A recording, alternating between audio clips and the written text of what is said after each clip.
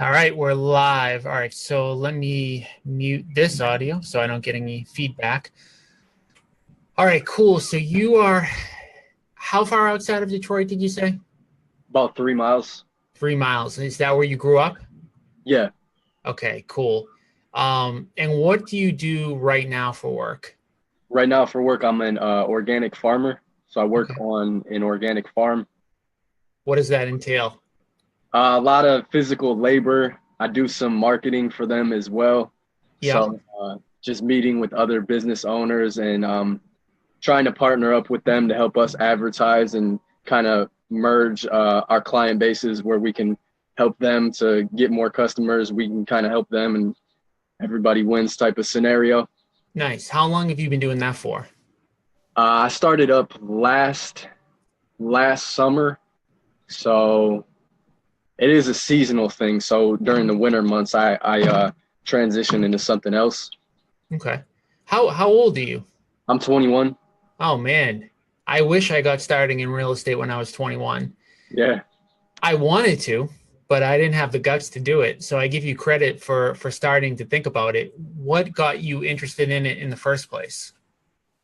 Uh, well, I've been listening to a guy named Grant Cardone, if you're familiar with him, Yep. for a while now, and just seeing what he's been able to create in his life through real estate investing, and it's something like you said I've wanted to do for a few years now, but didn't really have the courage to get into it. So um, yeah, I want to be able to create wealth for myself in this lifetime, and read these statistics like 90% of millionaires have gotten there through real estate investments and things like that. So I'm just And the other 10% have made it in other ways, but then they put their money in real estate.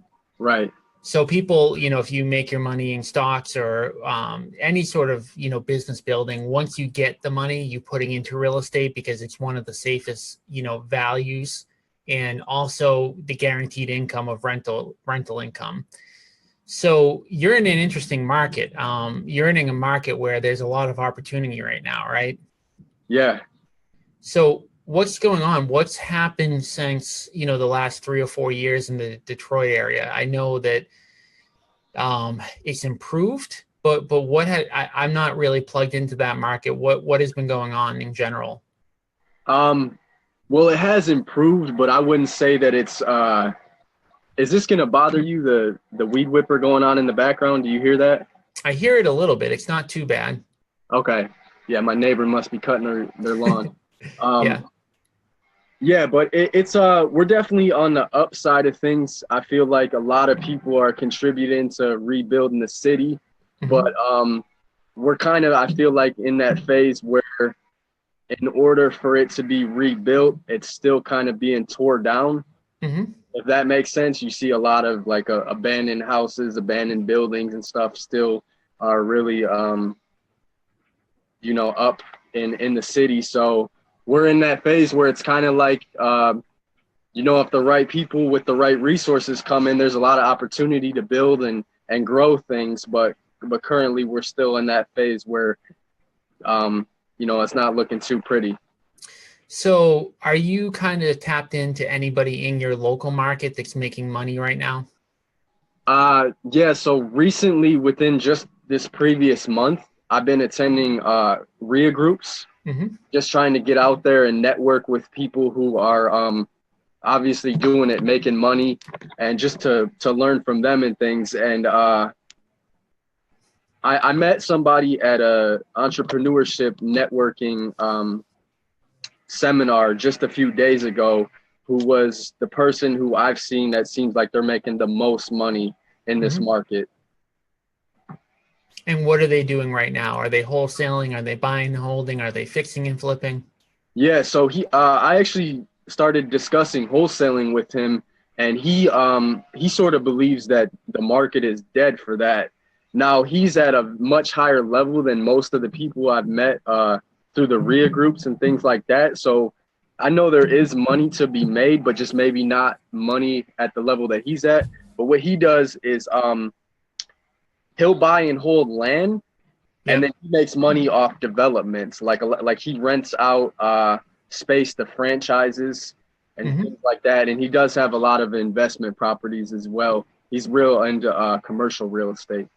So you're in an interesting market in terms of, how you're making money. And this is the reason why I'm asking you how you're seeing other people make money in your market, because in almost every market across the United States right now, you being one of the few that this doesn't fit into, it's a complete seller's market, meaning that there's very little inventory available for sale. And not only are retail buyers overpaying it, but investors are also overpaying for it as well. So wholesaling right now in almost every market across the United States is very, very easy. So once you get a great deal, it's very easy to resell. The one thing, like I said, I don't know enough about your market, but what I'm assuming is the case is that it's probably pretty easy to get a pretty good deal in your market, right? Yeah, because you see a lot of homes in beat up condition, and I feel like people are very motivated to want to relocate. Now, how difficult is it to find tenants in your area right now? I don't believe that that's difficult. Okay. So what about doing some lease options in your market? Are you familiar with what that is? No, I'm not. So essentially what it is my assumption, again, just going, what I've kind of heard nationally, is that there's probably a lot of people that are willing to walk away from properties in your market for, little to nothing. But the problem for you on the wholesaling side is that you may not be able to find another buyer willing to pay more than what you have it under contract for. And so if that's the case and you're able to find renters, to me, kind of the win-win for everybody there is for you to take over that property for little to no money, that person being able to walk away, you getting a renter in there and cash flowing on each individual transaction. So for example, what it might look like, again, I'm talking about properties that people are just kind of willing to walk away from, is you give them a small deposit in order to control that property. And then, they move out, they're kind of, done with it. And you have an option to buy that property 2 or 3 years down the line. In between now and the time that option takes place, that option expires, you would have the ability to rent out the property. You control it. So again, I think for you, the most important thing, because you're in a more difficult market than most, is to kind of get a pulse of what you can and can't do. So the first step on getting that pulse is always to get face-to-face seller appointments. So with any real estate investing business, the number one thing that you need to do is get face-to-face seller appointments with motivated sellers. Have you done any sort of motivated seller marketing in the past, or are you familiar with kind of what you would need to do? I have been learning about different marketing techniques. Yep.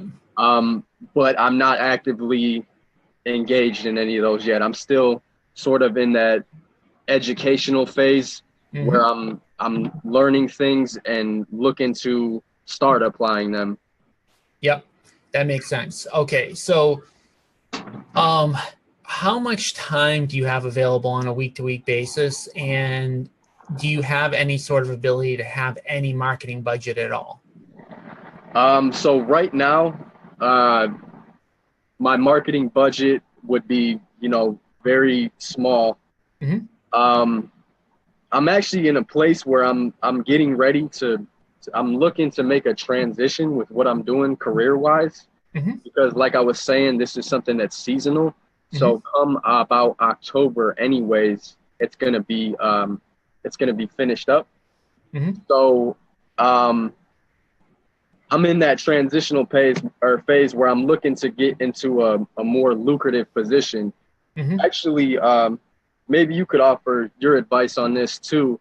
I've got a couple opportunities on the table to become what they call, I guess, an inside sales agent.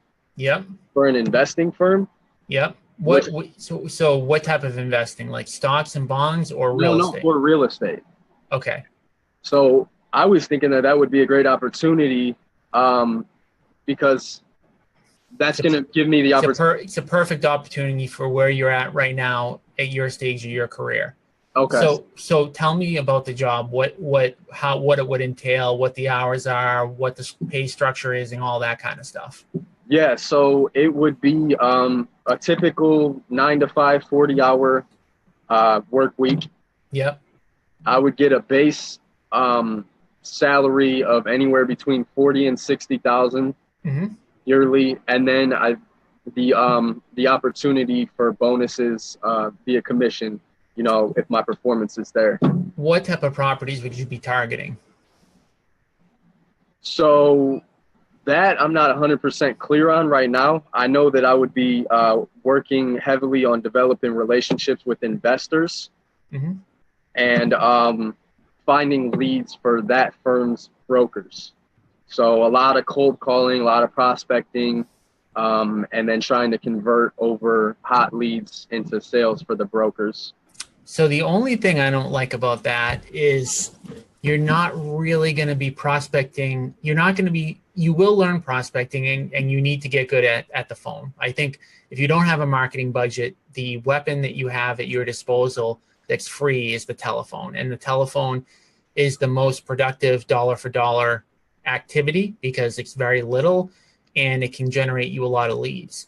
But it doesn't sound like to me the people that you're going to be prospecting to are the people that you're going to really want to get face to face with over the long haul, which is going to be sellers. So that would be my only concern, is that it's kind of 50% of the way there. Like you're doing 50% of what you need to be doing, and then the other 50% is kind of not exactly what you need to be doing. Okay.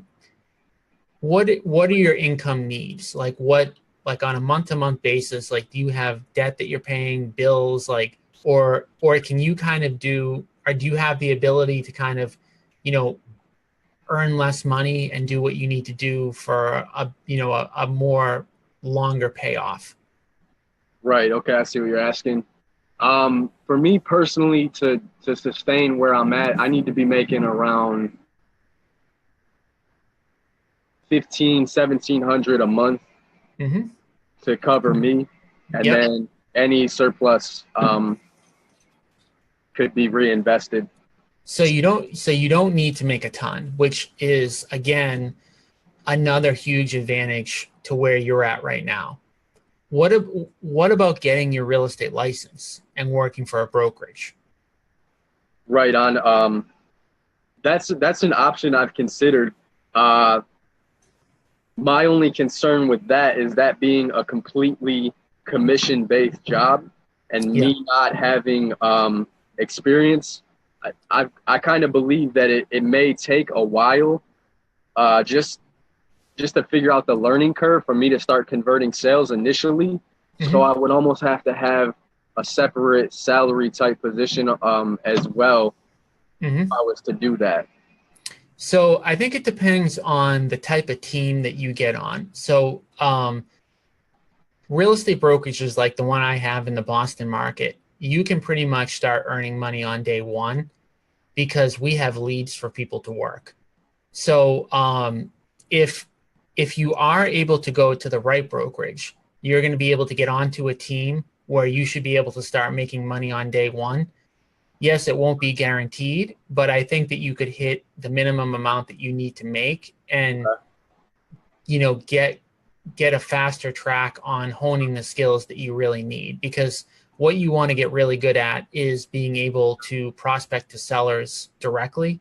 Mm-hmm. And I think if you went to a brokerage like a Keller Williams and joined a good team that they would have, you can kind of kill two birds with one stone. And you may or may not make as much as that other inside sales agent job in year one, but I think over the long haul, it's going to be a much bigger payoff. So if I had to kind of give you some advice and say, what would I do? That's what I would do if you can do that. Now, if for some reason you can't do that, I think the other position is not too far behind, but it's just kind of an indirect path. And instead of maybe it taking you like 1 year to get the skills necessary to make a lot of money, it might take you 2 or 3 years. Okay.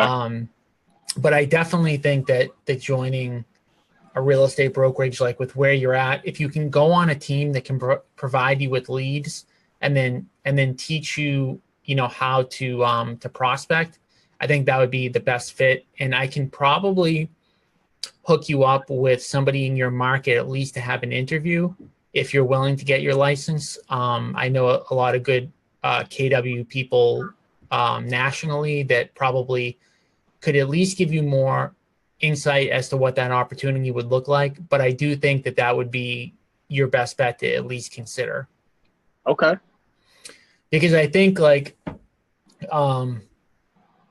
that would be the best way to kind of learn the skills, the phone skills that you need, the seller skills, the prospecting skills. And that's really what real estate investing is all about. So I have a 150 person real estate brokerage in Boston, and it functions to basically serve the needs of the sellers that don't want to sell to investors. So when you're prospecting to get really good deals, 90% of the sellers that you meet with or talk to are going to need to get top dollar for their property, and they're not going to want to sell to an investor.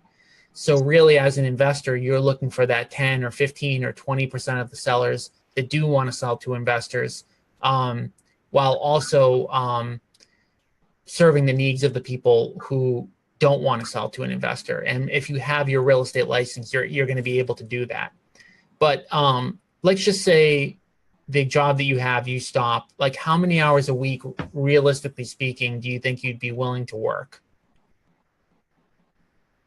In terms of building my investment business on the side, or just with everything in just with everything. I mean, like time commitment, like what are you realistically like willing to do? I would say realistically somewhere in the range of 60, maybe like high end 70 I could do.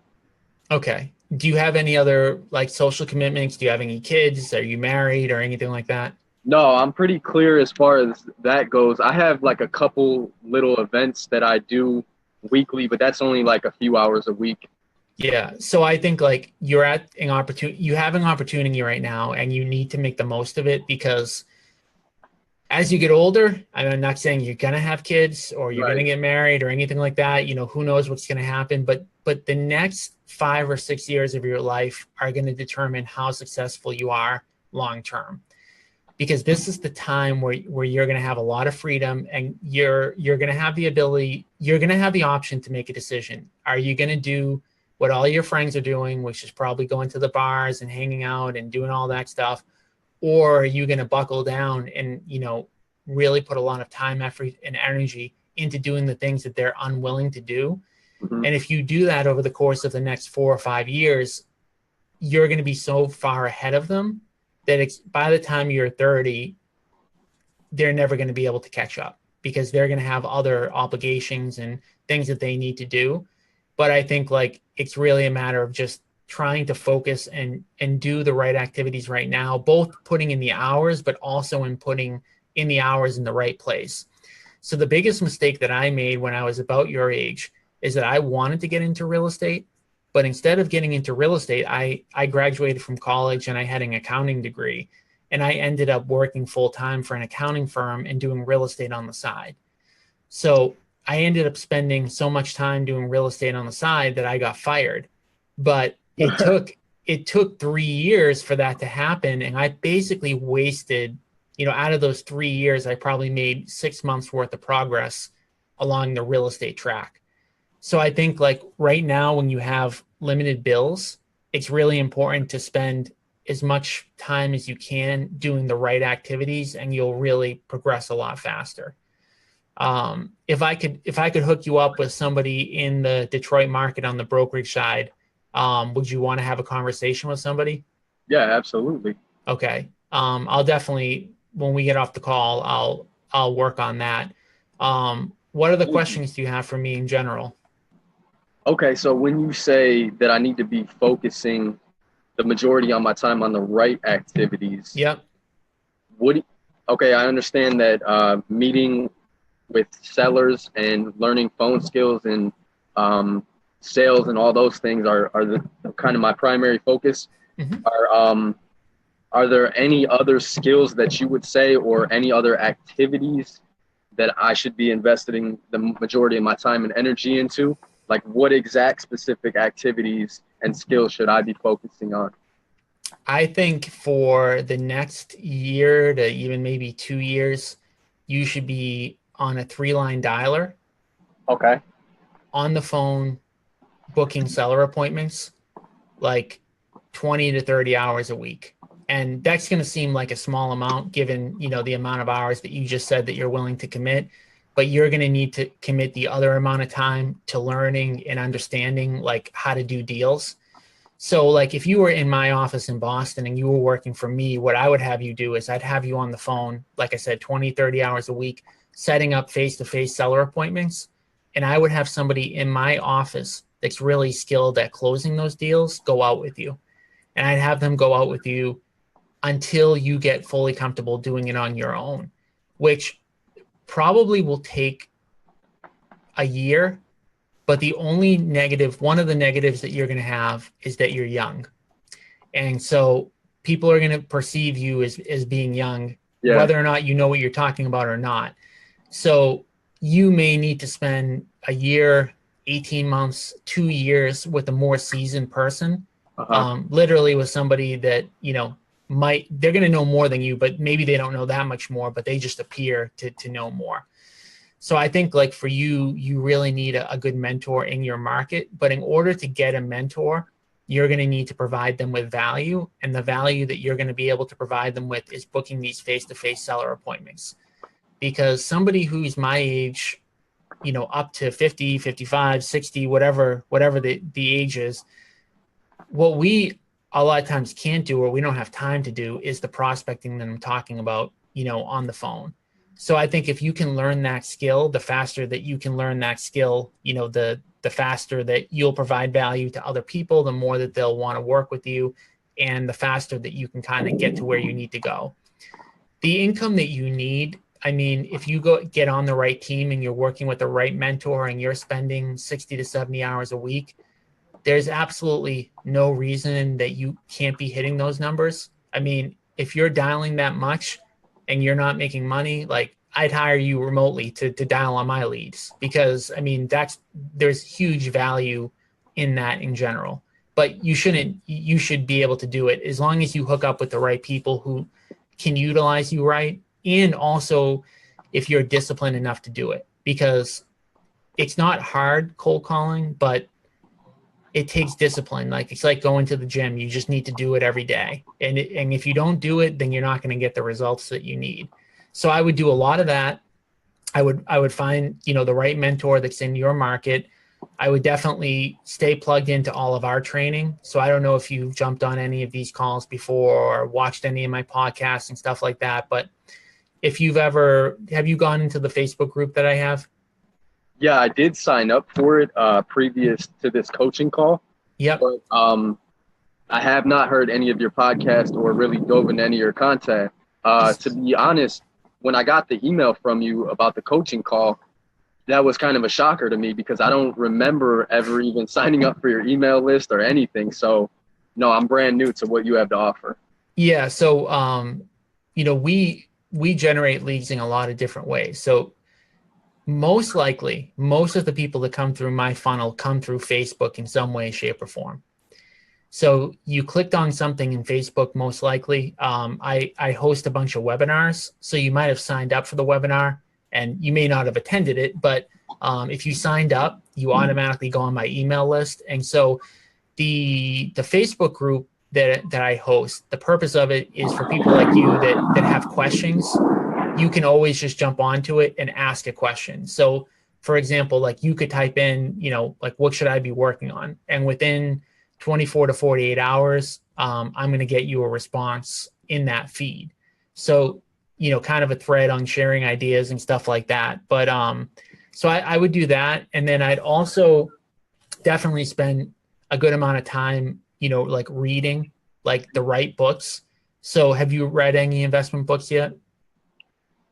I've read, some investing books, a little bit of Robert Kiyosaki. Which Robert Kiyosaki? I think he has a book called The Guide to Becoming Rich. Yep. I've read this one. I've dabbled into Rich Dad Poor Dad. I haven't completed that book. Um, let's see what else.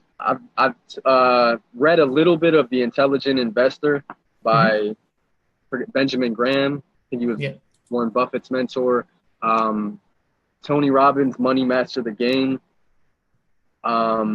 In terms of real estate investing, though, I haven't picked up many books. I have a course that I'm studying right now, which is geared towards wholesaling. What is it?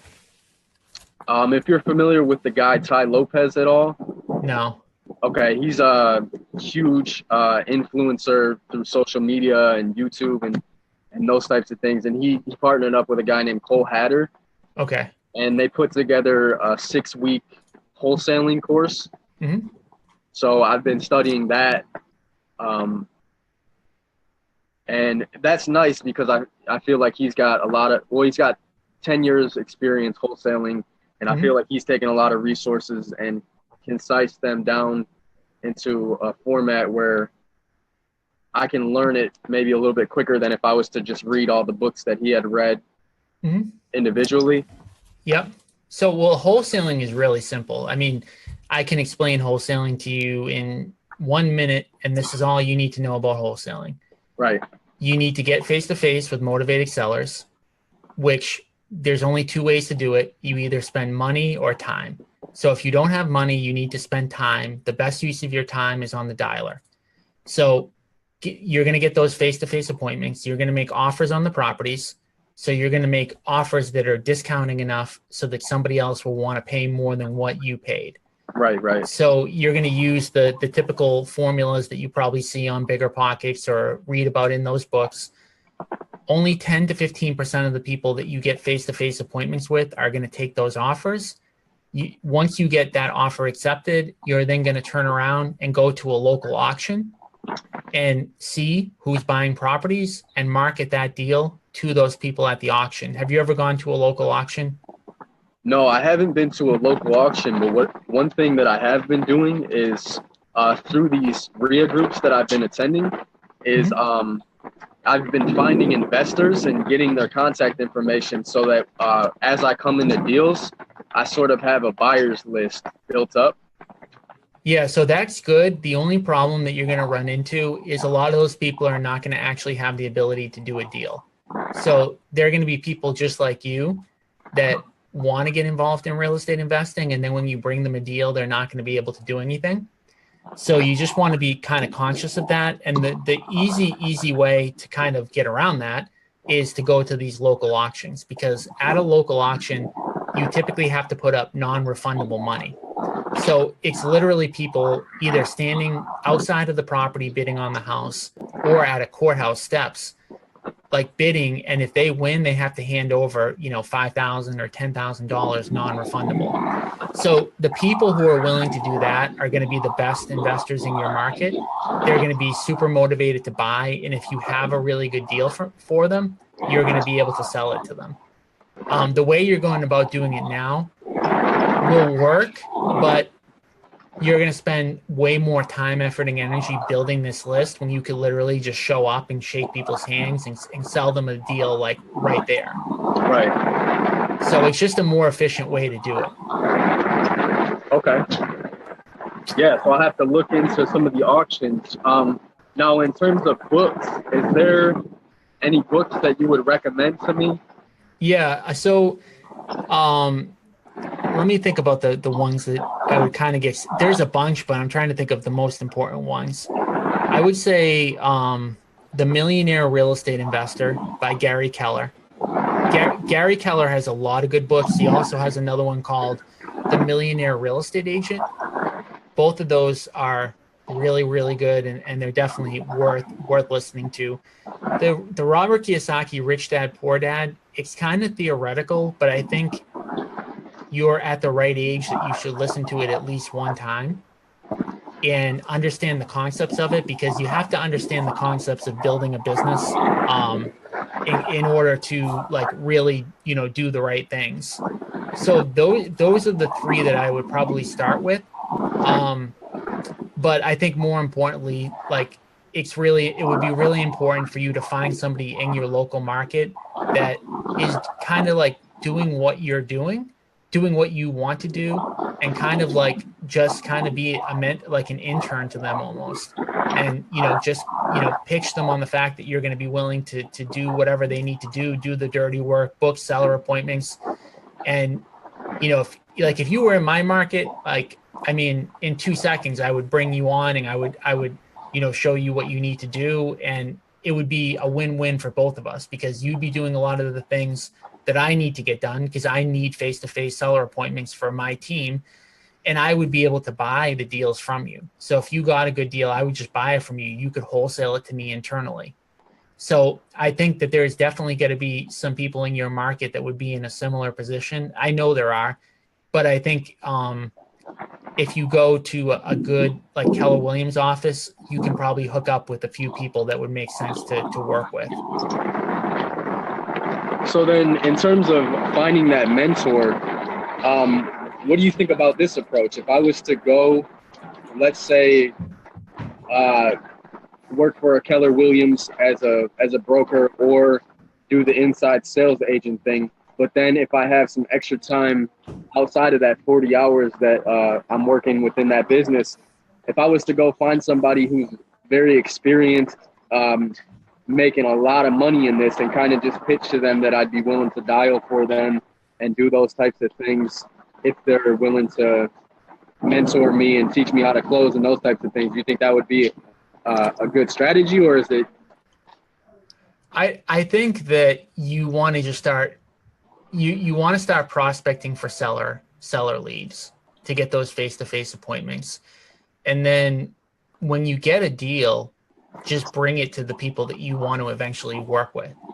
Okay. So I would identify those people, and instead of kind of like pitching them on the fact that you're going to do a lot of stuff for them and then promising them something that you haven't yet delivered on, which they may be skeptical of, right? Bring them a deal and say, I can bring you a lot more of these, but this is what I'm looking for. And I think you'll get a lot better results, because a lot of people pitch me the same way, like I'll do anything and whatnot. And then when it comes down to it, they, just like you said, you work 60 or 70 hours a week, and then on day 2, they're working 6 to 7 hours a week. So I think like you want to really provide the value first. And if you keep bringing in investor deals over and over and over again, and they're not willing to help you in any way, then you're working with the wrong investor, and I would look for somebody else. Okay. Yeah, I like that. So it's like I need to be giving something at least a few times before I'm asking for something.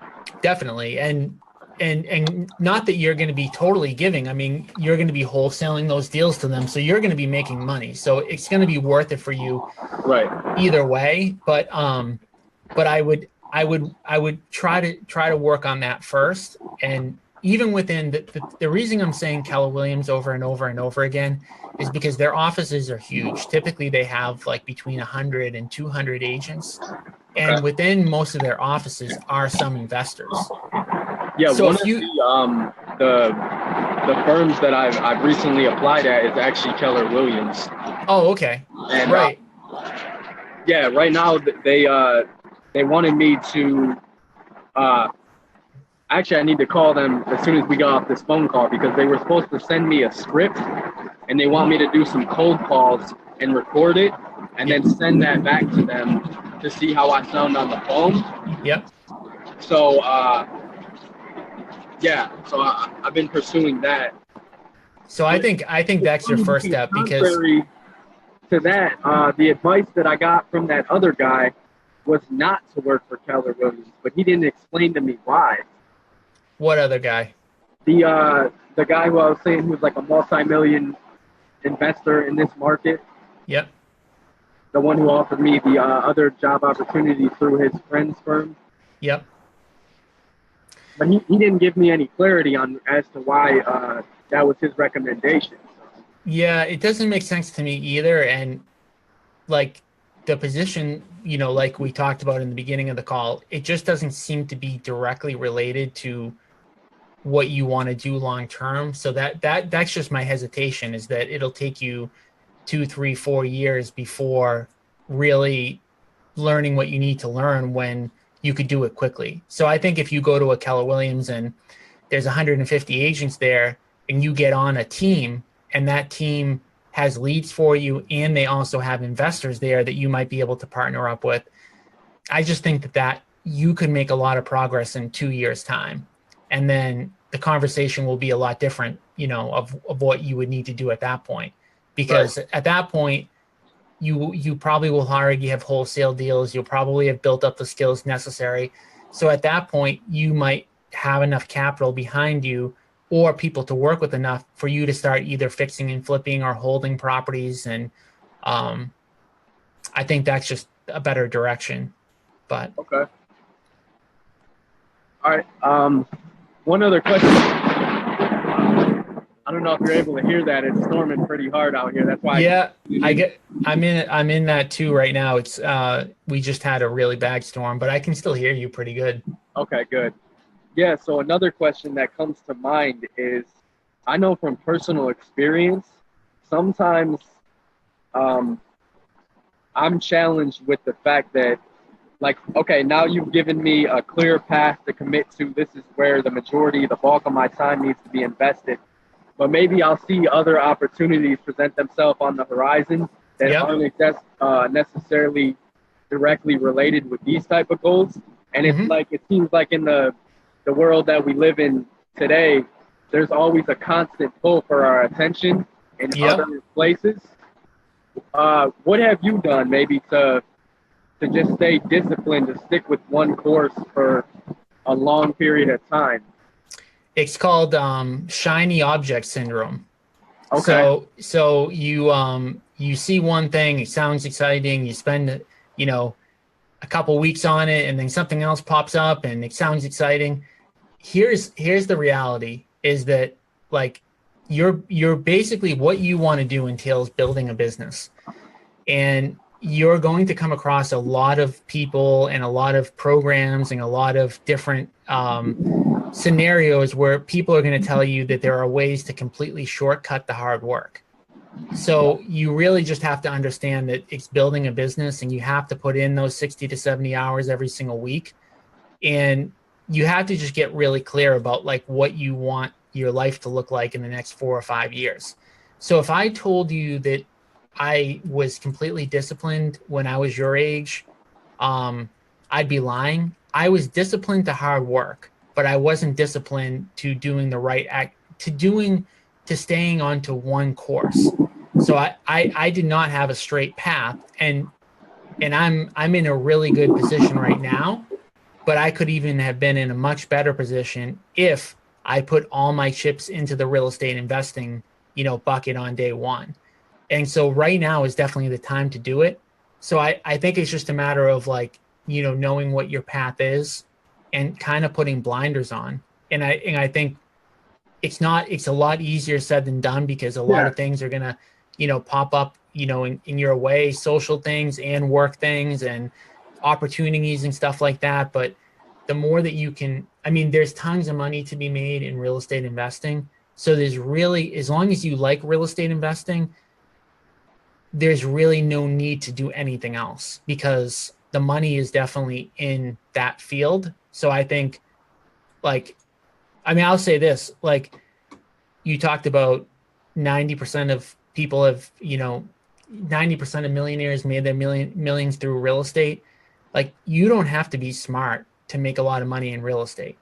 Like, there's a lot of people that made a lot of money in real estate and continue to make a lot of money in real estate, and they're not, brain surgeons. It's the easiest way, in my opinion, for somebody who's young to become a millionaire, because there's a lot of other businesses. There's capital that's involved. There's labor that's involved. There's a lot of different elements that real estate you really don't need on day one. So I would just, do your best to kind of stay focused on this. And I think if you find someone local in your market that you can partner up with, then you're going to get a lot of benefit. And we can definitely help you as well. So like I said, you're going to get a bunch more emails from me. You're going to be on the Facebook group, and, I'll help you as much as I can as well. Okay. Yeah, thank you. I appreciate that. Hmm. Yeah, it's exciting. I mean, like you really have you don't have any like obligations or real obstacles in your way. You don't need to make a lot of money. You have a lot of time. So you can make a lot of progress in a short period of time if you do the right things. Right, right. At this point, it's only the only thing that's going to get in my way is maybe me. Well, why though? Well, yeah, it doesn't have to, but I'm just saying, like, uh, I don't have those responsibilities or any other Oh factors. yeah, exactly, exactly. There's nothing that's important that will stop you, you know. So it's just a matter of like, you know, making sure that you're disciplined to everything. So yeah, I mean, if as long as you show up every week, week in, week out, put in the 50, 60, 70 hours and you're doing the right things, it should actually be, you know, very close to a guarantee. All right, yeah, that's definitely assuring. Yeah. So so yeah, so you know where to find me, and you know, any other questions that you have for me, just go on. It's www.questionsfortom.com, and that's the Facebook group. So you can ask a question at any point, any day, and you'll get an answer. And yeah, so if you already have the meeting with the Keller Williams people, I would definitely, you know, tell them about everything that you want to do and express as much interest you can in doing the cold calls and setting up appointments for other people. And I think you'll find that you're going to be received very well. Okay. All right. Awesome. Yeah. So anything else before we wrap this up? Let's see. You said that this question's for Tom. That will link me to your Facebook group. Yeah. So if you, questions for Tom is just a URL redirect, and it will actually go right to the Facebook group page. So I'll also type that into the chat box on Facebook as well. Okay, I got it written down here too.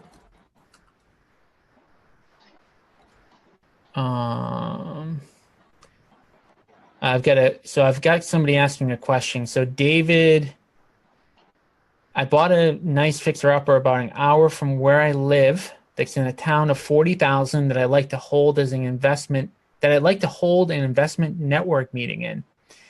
Can you go over the network meeting that you hold in the investment properties? What is the advance notice time of meeting, agenda, handouts, how to get a lot of people, your pitch and recommendations? All right, so a lot of stuff there. So what we do at least once a month. So we do about 100 fix and flips a year, and at once a month after we renovate the property, we'll host a networking event there.